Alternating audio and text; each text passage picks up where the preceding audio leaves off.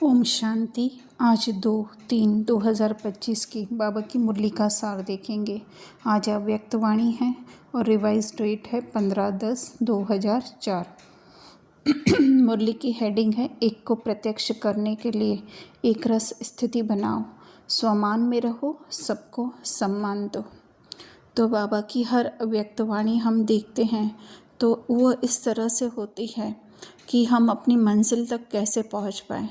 जैसे किसी मनुष्य को अगर अपने घर से 2-2.5 किलोमीटर दूर जाना होता है तो जो है उसे किसी की राय लेनी पड़ती है कि हम कैसे पहुँचे, किसी की सलाह लेनी पड़ती है।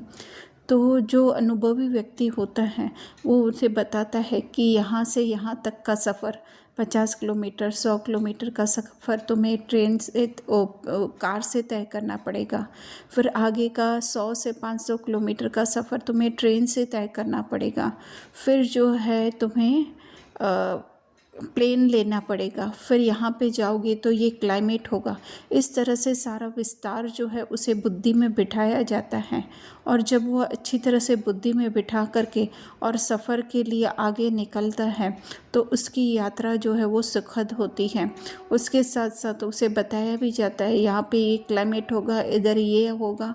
तो जो है उसकी बुद्धि में वो सब बातें क्लियर होने से वो अपने डेस्टिनेशन पर, अपने मुकम्मल मंजिल तक जो है वो सही रीति से पहुंच सकता है। उसके बीच में हो सकता है उसे थोड़ी बहुत तकलीफ़ है, लेकिन बुद्धि द्वारा क्लियर होने से जो है वो हम कहें तो सेफ पहुंच जाता है। इसी तरह से परमात्मा भी जो है हमें संपूर्ण बनाने के लिए बाप समान तो हम हैं ही, लेकिन उस स्थिति पर सदैव स्थित रहने के लिए जो है हमें कुछ ज्ञान की पॉइंट्स बताते हैं। तो वही आज बाबा दादा बोल रहे हैं कि तुम्हारे अंदर क्या कैपेसिटी है। तो बाबा जो है बच्चों के भाग्य की जो है वो 3 सितारे आज देख रहे थे। परमात्म पालना का भाग्य, परमात्म पढ़ाई का भाग्य और परमात्म वरदानों का भाग्य। तो बाबा कह रहे हैं कि बाप ने ये सब कुछ सबको एक जैसा दिया है, फिर भी जो है वो अंतर क्यों है। तो बाबा बोल रहे हैं कि जैसे अगर कोई लास्ट पुरुषार्थी भी है तो वो उससे भी बाबा का प्यार है, लेकिन उससे तो और ही ज़्यादा बाबा का प्यार है कि ये बच्चा भी जो है मेरा last so fast so first आ जाए। फिर जो है बाबा आगे डबल फॉरेनर्स को देख रहे हैं कि डबल फॉरेनर्स के भिन्न भिन्न कल्चर होते हुए भी ये जो है वो ब्राह्मण कल्चर में जो है वो परिवर्तन हो गए हैं। भारतवासियों के लिए तो फिर भी सहज है। क्यों बाबा क्यों ऐसा कह रहे हैं कि डबल फॉरेनर्स को ज़्यादा क्यों बाबा इम्पोर्टेंस दे रहे हैं? क्योंकि कहीं ना कहीं अभी भी बच्चों में देह अभिमान है कि ये हमारा कल्चर है, वो दूसरों का कल्चर है। लेकिन डबल विदेशियों के लिए देखा हुआ है, चाहे वो बाबा के ज्ञान में आए हैं, चाहे वो किसी देवी देवताओं को मानते, लेकिन उनकी बुद्धि में ये स्मृति ज़रूर रहती है कि कहीं ना कहीं जो है हम भारत से जो है वो जुड़े हुए हैं करके। तो भारतवासी तो अपना मानते हैं, पूरे भारत को ही अपना मानते हैं, तो उनके लिए जो है वो चेंज करना जो है वो सहज होता है। लेकिन विदेशियों के लिए, डबल फॉरेनर्स के लिए जो है वो थोड़ा सा मुश्किल होता है। इसीलिए बाबा जो है उन्हें ये बात याद करवा रहे हैं। फिर बाबा दूसरा ये 3 भाग्य के सितारे, तो हमें तो ऐसा लगता है कि जो है वो क्योंकि हमारी बुद्धि अभी तक स्थूल में फंसी हुई है या कहीं ना कहीं नाम रूप में फंसी हुई है। नाम रूप का ये मतलब नहीं है स्त्री पुरुष का, लेकिन कोई ना कोई एक चित्र चाहिए होता है हमें। तो ये भाग्य के सितारे भी हमें लगता है कि सच्ची में आत्मा कोई सितारा है और उसमें जो वो चमक दिखाई दे रही है। एक्चुअली वो बात नहीं है कि कोई भी स्थूल बात नहीं है, लेकिन है ये कि जितनी जितनी जो है अगर हमें स्मृति रहती है ना, भाग्य की स्मृति, तो वही जो है भाग्य का सितारा चमक वाला होता है ना। चमक क्या है कि स्मृति, जितनी स्मृति ज़्यादा उतनी चमक ज़्यादा। फिर बाबा कह रहे हैं कि प्यार में सभी भी 100% जो है वो पास है। बाप दादा का भी प्यार है तो बच्चों का भी प्यार है। कोई ऐसे नहीं कहता है कि है ना दादियों का बाबा या सेंटर इंचार्ज का बाबा, नहीं। तो सबको क्या लगता है, मेरा बाबा। तो बाबा ने कहा वो मेरा कहना ही क्या होता है, दिल से मेरा कहना, है ना। दिल से मेरा कहना अर्थात उस अनुभव से हम मेरा कहते हैं। रोल के कॉन्शियस में आकर के प्रदीप, प्रमोद, प्रिया का जो है बाबा नहीं है, लेकिन किसका बाबा है, आत्मा का बाबा है।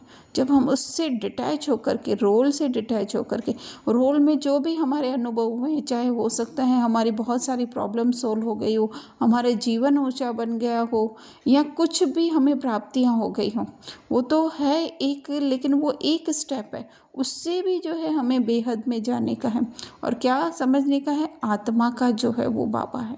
आत्मा का बाबा सदैव ही रहता है। फिर बाबा ने कहा कि जैसे प्यार में सभी पास हैं, ऐसे ही स्व परिवर्तन में भी जो है वो तीव्र गति लाओ, क्योंकि समय क्या हो रहा है, समय बहुत ही तीव्र जा रहा है।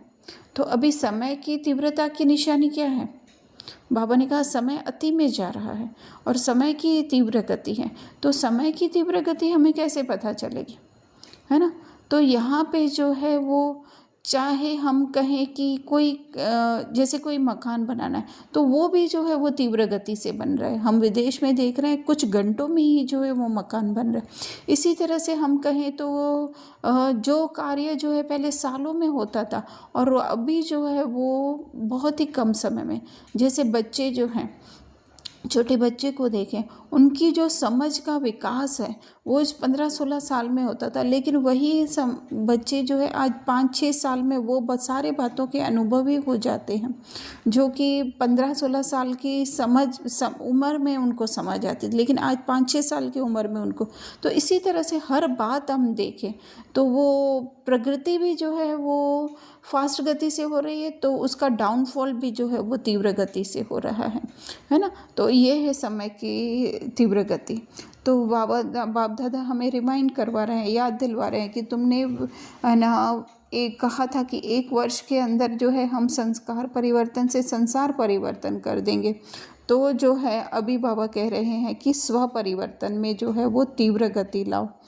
तो पापा कह रहे हैं कि है ना, उस स्व परिवर्तन के लिए हमें इशारा दे रहे हैं कि क्या करो, सेकंड में बिंदी लगाओ। सेकंड में बिंदी जितना पेपर में लगती है ना, उससे भी जो है वो फास्ट जो है तुम्हारे हम कहें कि संकल्पों में या संस्कार परिवर्तन में जो है वो बिंदी लग जानी चाहिए। तो बाबा ने उसके लिए हमें बताया है कि बिंदी कैसे लग सकती है।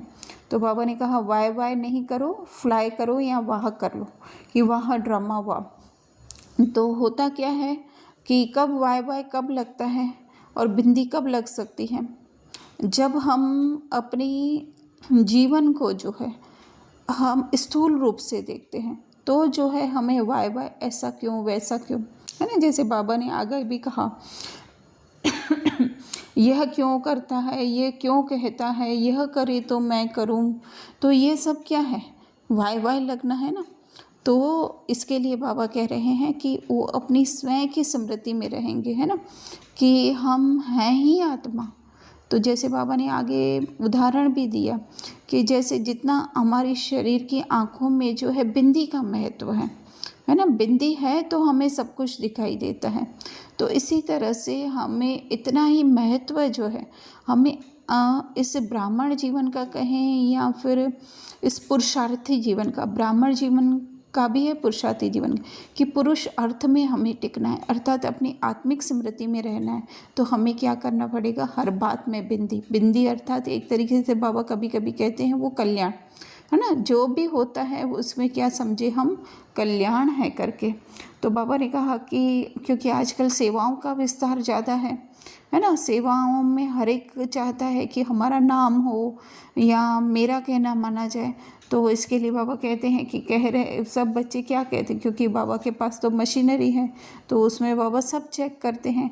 तो बच्चे क्या कहते हैं, यह होना चाहिए, यह मिलना चाहिए, यह इसको करना चाहिए, मैं जो सोचता हूँ, मैं जो कहता हूँ।